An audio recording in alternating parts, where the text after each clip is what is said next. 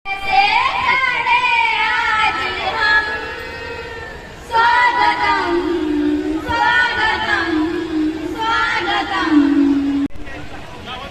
प्रखंड के सभी प्रखंडवासी और यहाँ पर उपस्थित सभी मीडिया के बंधु, आज इस जनसंवाद में इतने बड़ी संख्या में आने के लिए आप सबों को बहुत बहुत बधाई, बहुत बहुत धन्यवाद। आप लोगों को पता नहीं होता जिसके कारण उसका हम लोग अच्छे से यूज़ नहीं कर पाते हैं, तो वही मुख्य उद्देश्य है कि आप लोगों को सारी चीज़ों के बारे में जानकारी दी जाए, आप लोगों से आपकी राय जानी जाए।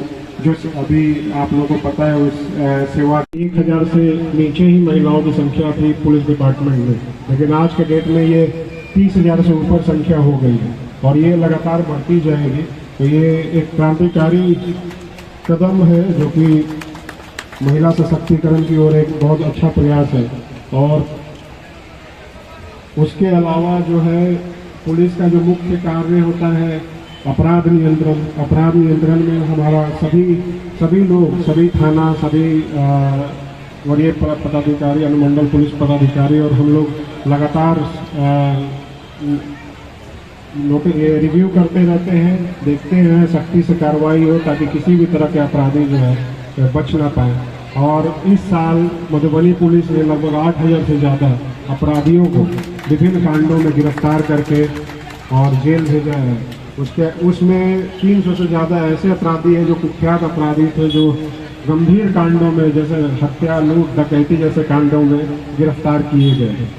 और उसमें ऐसे भी कई क्रिमिनल्स हैं जिसके ऊपर 50,000 से ज़्यादा इनाम सरकार ने रखा था।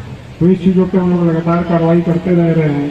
शराब का पंचायत समिति सदस्यगण और यहाँ पे उपस्थित सभी सम्मानित सरपंचगण, वार्ड सदस्य, पंच, उपस्थित सभी अन्य सम्मानित निवासीगण, हमारे प्रखंड के विभिन्न पंचायतों से आई हुई जीविका दीदियाँ, आंगनवाड़ी सेविका और हेल्थ डिपार्टमेंट की सभी टीम ज़्यादा समझ पाते हैं। और इस प्रकार अगर आप भी किसी योजना के तहत लाभ लेना चाहते हैं तो उसमें आप लोग प्रयास करते हैं।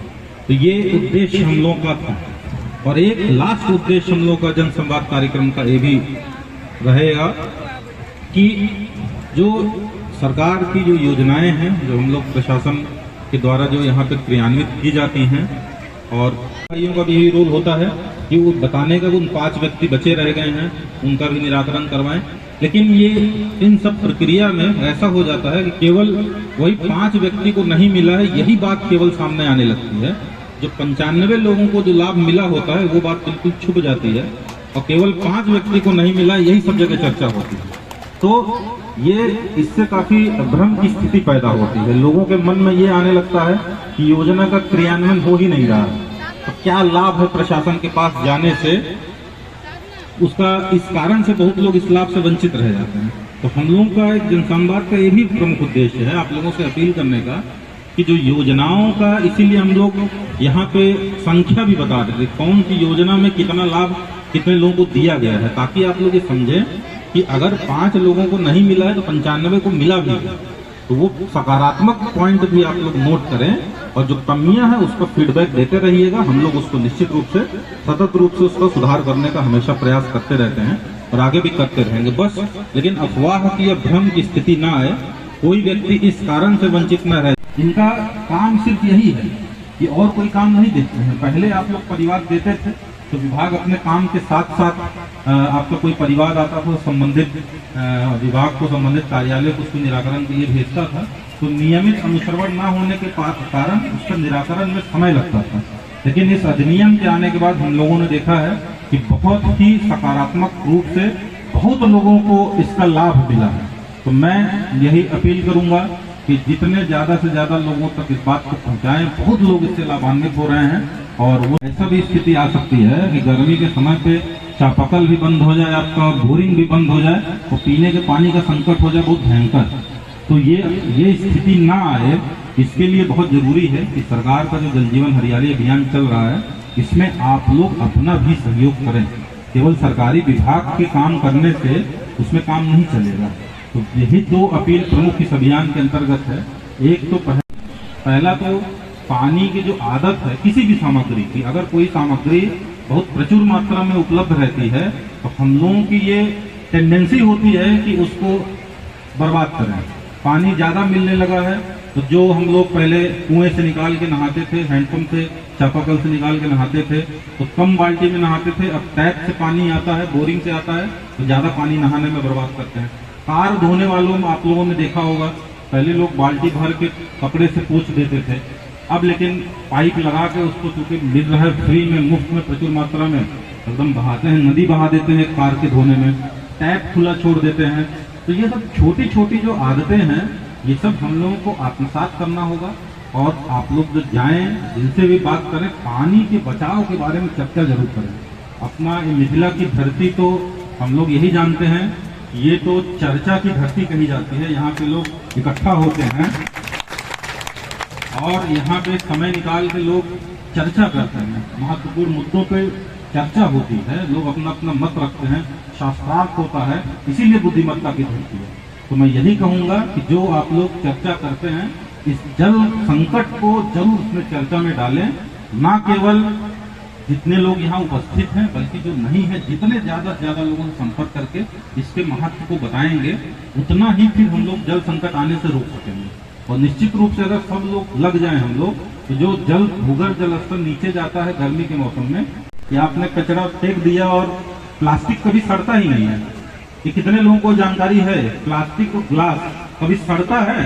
कितने लोग जानकारी? कभी नहीं सड़ता है, ये सबको पता है, सबको बहुत खुशी की बात है ये। तो ये कभी नहीं सड़ता, जहाँ फेंक दिए वहीं पड़ा रहेगा, जाता कहाँ है? क्या हम लोग गड्ढे में हल्का करके उसको मिट्टी रख दी, आंख बंद करने से समस्या का निदान हो गया? हम लोग एक शुतुरमुर्ग वाली कहानी सुनते हैं कि अगर उस पर अटैक होता है तो बालू में जो है सर, जो शिकारी होता है शिकार कर जाता है। तो हम लोग ये कचरा जो फेंक के घर के पीछे हो गए, सामने फेंकेंगे तब तो दिखेगा ना, कहीं घर के पिछवाड़े में लोग कचरा फेंक देते हैं तो फिर लगता है कि समस्या खत्म। ऐसा नहीं है, वो उसमें घूम फिर के हम लोग खाते हैं और कैंसर और अन्य गंभीर बीमारियां उससे फैलती हैं। तो बहुत बड़ा पंचायतों के द्वारा जो ये काम किया जा रहा है, एक बहुत बड़ा समझ लीजिए योगदान है आपके गांव को स्वास्थ्य की समस्या का निदान करने के लिए। ये आप सबको, बल्कि जो स्वच्छता टीम है उसके लिए एहसानमंद होना चाहिए। ये मत समझिए कि कहाँ आ गए हैं लोग परेशान करने सुबह सुबह। तो दो अपील यही है कि डस्टबिन जो दिया जा रहा है उसका प्रयोग डस्टबिन के रूप में ही करें आप लोग। क्योंकि कुछ पंचायतों में हम लोग भ्रमण कर रहे थे, देखने गए थे, तो जो डस्टबिन दिया गया था तो मैंने पूछा उनके, माता जी जो डस्टबिन दिया गया था उसको ला के दिखा दीजिए। तो ले आई तो उसमें दाल भरा हुआ था, चावल भरा हुआ था। तो ये अगर हम लोग काम करेंगे तो पूरा स्कीम ही फेल हो जाएगा। तो बहुत छोटी सी अपील है कि जो दिया जा रहा है उसको कचड़े के डब्बे को, उसका नाम ही है डस्टबिन, मतलब कचड़े का डब्बा। तो कचड़े के डब्बे में खाने का सामान रखिएगा, कैसा अच्छा लगेगा? तो ठीक नहीं, उसमें कचरा ही रखें और सुबह सुबह हमारी टीम आए उसको दे दें। एक सहयोग ये आप लोगों से अपेक्षित रहेगा। और कोई भी कचरा आदत में अभी हम लोग नहीं, हम लोग आदत है कोई कचरा फेंक दिया, पानी पिए बोतल फेंक दिया, कुरकुरे बच्चे खाए उठा फेंक दिया, तो उनको भी सिखाइए कि बच्चों को बहुत आदत अगर डालने लगी है, कचरा फेंके उठा के जाकर आप डस्टबिन में डालिए इसको। ये आदत जब डालने लगिएगा, शुरू में बेकार लगता है लेकिन एक बार आदत में आ जाएगा, घर का हर सदस्य डस्टबिन में कचरा फेंकेगा और उसके बाद उसका सही निस्तारण हो सकेगा। एक तो ये सहयोग की अपेक्षा है। दूसरा है कि इस पूरे कार्यक्रम को इसमें शुल्क निर्धारित किया गया है, 30 रुपया मासिक हर एक परिवार से। तो एक दिन का 1 रुपया पड़ेगा। जो इतना मेहनत का काम स्वच्छता कर्मी कर रहे हैं, हम कहने का एहसानमंद हम लोगों को होना चाहिए कि वो लोग ऐसा काम कर रहे हैं। जहां जहां शुरू हो गया, जिन पंचायतों में नहीं हुआ है इसी साल शुरू भी हो जाएगा। तो एक दिन का क्या हम लोग इस गंभीर बीमारी को, गंभीर संकट को दूर करने के लिए एक दिन का क्या हम लोग 1 रुपया भी नहीं दे सकते हैं? तो ये भी मैं आप लोगों से अपील करूंगा। और मैं समझता हूं कि एक ऐसी धरती पे हम लोग हैं जो बात कर रहे हैं कि आप लोगों से बहुत ज्यादा हमको समझाने की जरूरत नहीं है, सब बहुत हमसे ज्यादा समझदार है। तो आप लोग चाहेंगे तो इस चीज को ना केवल स्वयं तो देंगे ही 30 रुपया हर महीने का, बल्कि जो लोग यहाँ नहीं हैं उनको भी प्रेरित करें। क्योंकि अगर 4-5 परिवार देने लगे, बाकी गांव नहीं दे रहा है, तब भी वो सस्टेन नहीं होगा। तो सब लोगों को जब लग के दीजिएगा तब ये योजना सस्टेनेबल रूप से चलेगी और आपका पंचायत पूरी तरीके से स्वच्छ रहेगा, स्वस्थ रहेगा। तो मैं यही अपील करूंगा कि ठोस तरल कचरा प्रबंधन के तहत जो भी हमारे स्वच्छता कर्मी आ रहे हैं उनका कचरा देने में सहयोग करें, साथ ही निर्धारित शुल्क स्वच्छता पर्यवेक्षक को दें ताकि आपकी पंचायतों को हम लोग स्वच्छ रख सकते हैं। तो आप लोगों ने बहुत ध्यान से सभी योजनाओं के बारे में सुना और मुझे उम्मीद है कि जो भी व्यक्ति कुछ भी नई योजना की जानकारी प्राप्त हुई होगी उसको जरूर और लोगों तक पहुंचाएंगे। साथ ही साथ जो मैंने अपील की है, जो सहयोग की अपेक्षा की है कि हम लोग जल संकट से मुक्त हो सकें, हम लोग शराबबंदी कानून को और अच्छे से लागू कर सकें, हम लोग जो लोक शिकायत अधिनियम है उसका और फायदा ले सकें, हम लोग ठोस और तरल कचरा प्रबंधन में अपना योगदान कर सकें, पंचायतों को स्वच्छ रख सकें और भी जितनी योजनाएं हैं सब व्यक्ति उसका लाभ उठा सकें, इसमें हर एक व्यक्ति अपना योगदान करेगा। मुझे पूरी उम्मीद है कि हम लोग का जो प्रगति है इन सभी योजनाओं में आप लोगों के सहयोग से और अच्छी होगी। और जो लास्ट में मैं आप लोगों से हम लोग अभी अपना बात रखने के बजाय फीडबैक भी 2-3 जनप्रतिनिधियों से लेंगे और निश्चित रूप से आप लोगों को हम लोग आश्वस्त करते हैं कि आप लोग इतना आप सहयोग करिए, इधर से हम लोग जो भी आपका फीडबैक मिला है और जो भी हमारे जनप्रतिनिधि देंगे निश्चित रूप से हम लोग उसका निराकरण कराएंगे। और अंत में पुनः आप लोग इतनी भारी संख्या में आए, बहुत बहुत धन्यवाद आपको। जल जमाव की समस्या है जी। इससे पूर्व जी मैं बता रहा हूँ सर बारी बारी से। पद्मा चौक से छपरी के मुख्य मार्ग पर, पद्मा चौक से छपरी मुख्य मार्ग पर कई बार यहाँ पर भीषण दुर्घटना भी हुई है जल जमाव के कारण। आरसीबी वाले को भी बताया गया था पूर्व में, लेकिन अभी तक जी जी तो इस पर भी सर पहल करना अति आवश्यक है। एनएच बनने से हमारे गांव का घनी आबादी भाग, मैक्सिमम जो घनी आबादी भाग है वहाँ पर मोहल्ला में बाढ़ जैसी उत्पन्न हो जाती है।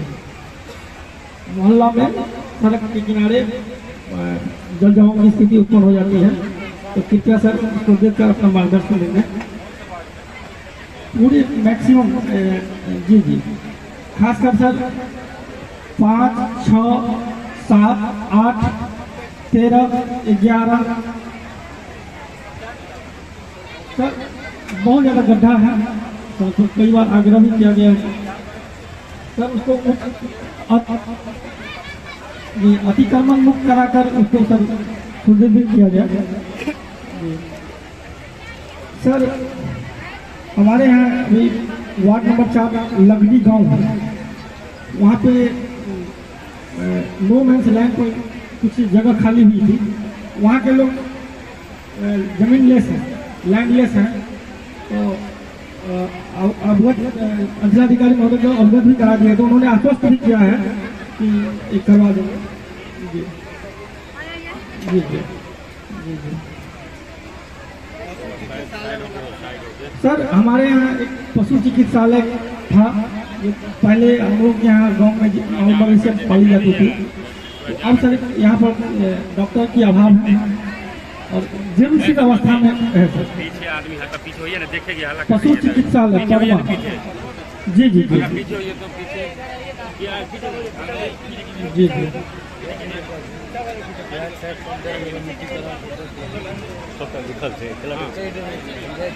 सर हमारे यहाँ राजस्व कर्मचारी यहाँ बैठते थे, लेकिन जी जी जी तो वो जगह चिन्हित कर लिया गया है। अंचलाधिकारी महोदय चिन्हित करके एनओसी जी जी एनओसी उन्हें दे चुके हैं। जी जी जी धन्यवाद सर, बहुत बहुत धन्यवाद मुखिया जी।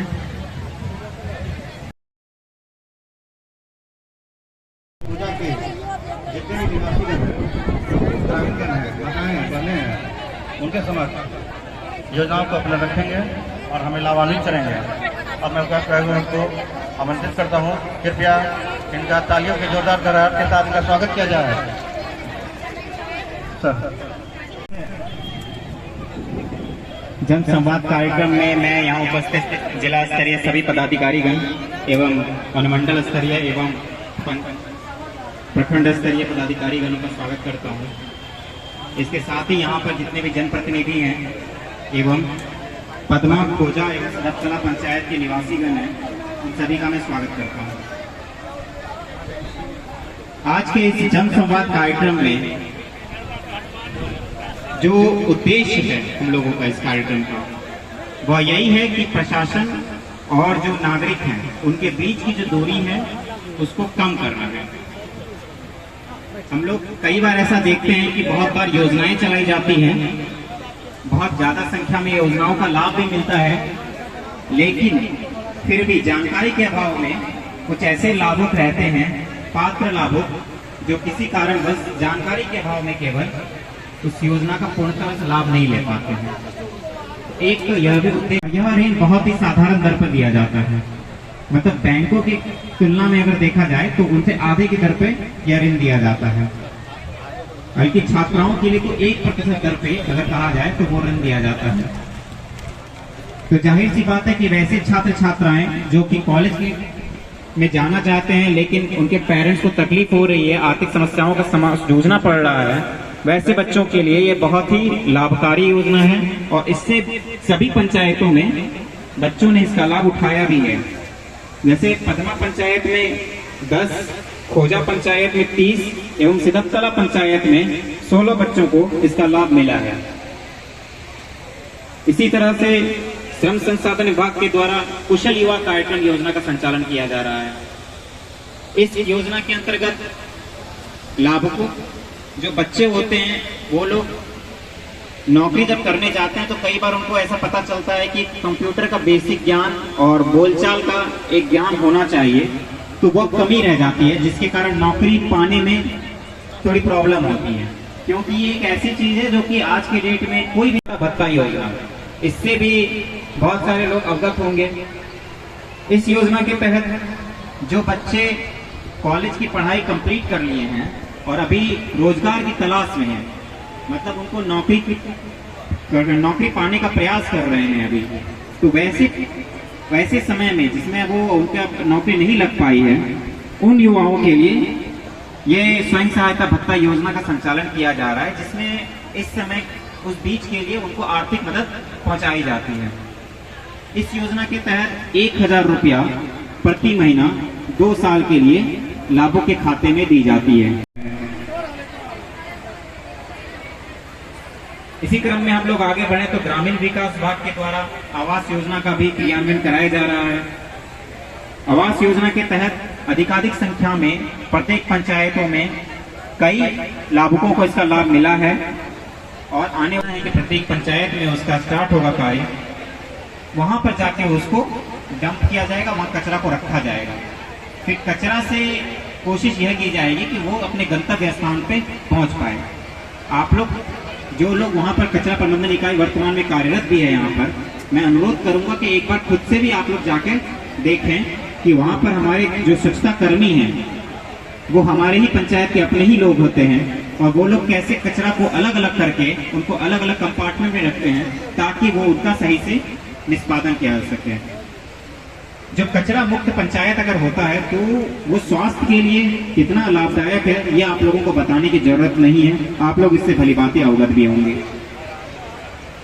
इसी क्रम में हम लोग आगे बढ़े तो जीविका दीदियों की संख्या यहाँ बहुत ज्यादा है और आप लोग सभी को पूरी तरह से अवगत भी होंगे कि जीविका के द्वारा कितने बड़े पैमाने पे यहाँ पर कार्य लिया जा रहा है। संख्या की अगर बात करें तो इन तीनों पंचायत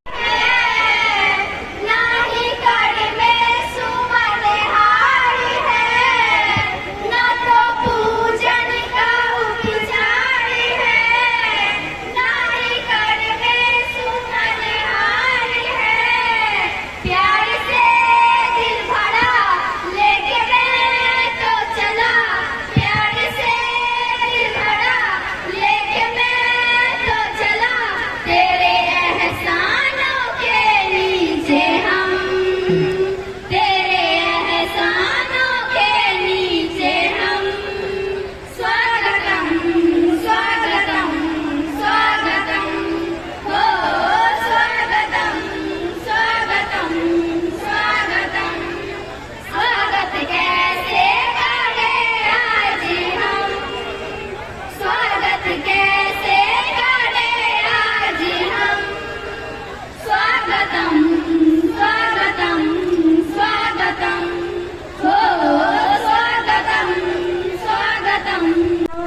के प्रॉब्लम है हमारा पति के बड़ बीमार है, नहीं तो मार खटाए वाला है, कोई छोट छोट बाल बच्चा है, जाए चली महाजन और तो महाजन सब पैसा सब मिल जाइए।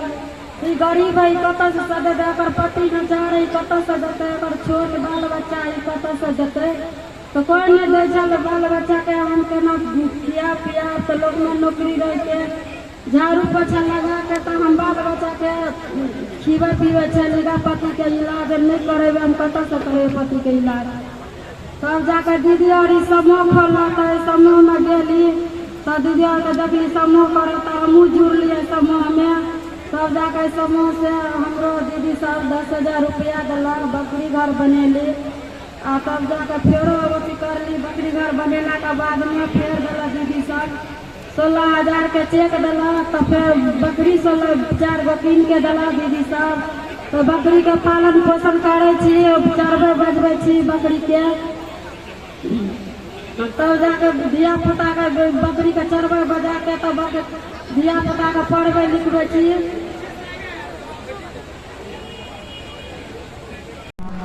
मैं लदनिया प्रखंड का स्थायी निवासी हूँ और मैं आरके कॉलेज सेकेंड ईयर का छात्र हूँ। मैं अल्पसंख्यक छात्रावास में 2 साल से रह रहे हैं। यहाँ सरकार के द्वारा एक लाभ दिया जा रहा है, जैसे कि लाइब्रेरी, बिजली और डिजिटल क्लासरूम और खदान के रूप में 6 किलो गेहूँ, 9 किलो चावल प्रति माह दिया जा रहा है, जो कि निःशुल्क है, और 1,000 रुपया प्रति माह के दर से दिया जा रहा है बिहार सरकार के द्वारा, जिससे हम लोग को सुविधा हो जाता है, पढ़ाई लिखाई करने में कठिनाई का सामना नहीं करना पड़ रहा है और अच्छे से पढ़ाई लिखाई कर लेते हैं। और बिहार सरकार और जिला पदाधिकारियों को आभार व्यक्त करना चाहता हूं कि जो हम लोग के लिए इतना सुविधा दिया गया है, और मैं इसका सारा आभार करता हूं। धन्यवाद। पदाधिकारी मैं आपका हार्दिक अभिनंदन करता हूँ। ग्राम कंटोलिया पंचायत कुंवरघट पश्चिमी प्रखंड लदनिया का निवासी हूँ। मुझे आत्मा के द्वारा बहुत सारा ट्रेनिंग दिलवाया गया, जिसका लाभ मैं लिया और मुझे मिला। मुझे बीज विस्तार योजना का भी लाभ मिलता आ रहा है और किसानों को भी मैं दिलाने का प्रयास करता हूं और मिलता है। अभी मुझे यांत्रिकरण बैंक स्थापना हेतु योजना मिला, जो योजना से हमारे जो ग्रुप के किसान हैं उन्हें रबी समय में जुताई में कम से कम 500 से 700 रुपये बीघा मार्केट के रेट से कम में उनकी जुताई हो। और हम चाहेंगे जो सर मुझे मुख्यमंत्री वृद्धजन पेंशन का लाभ मिल रहा है 400 रुपये प्रति महीना। धन्यवाद। बहुत बहुत धन्यवाद। हमें पुलिस अधीक्षक महोदय, उप विकास आयुक्त महोदय, जिला मत्स्य पदाधिकारी महोदय एवं जिला से, अनुमंडल से और प्रखंड से सभी आए हुए माननीय पदाधिकारी महोदय, सभी पंचायत प्रतिनिधिगण, सभी माता एवं बहनों, सभी को मैं सादर प्रदान करता हूँ। मेरा नाम अनिमेश कुमार हुआ। मत्स्य विभाग से मुझे 2 लाइन बोलने का मौका मिला। इस योजना का लाभ मेरे पिताजी को मिलता था। हो गया ना?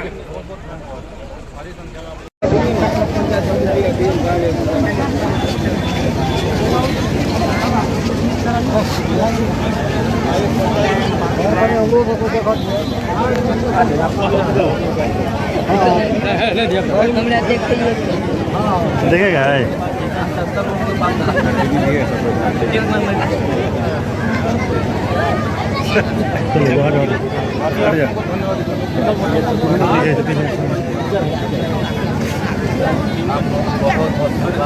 हमारे पंचायत में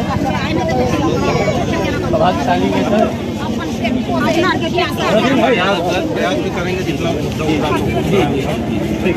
बहुत बढ़िया लगा।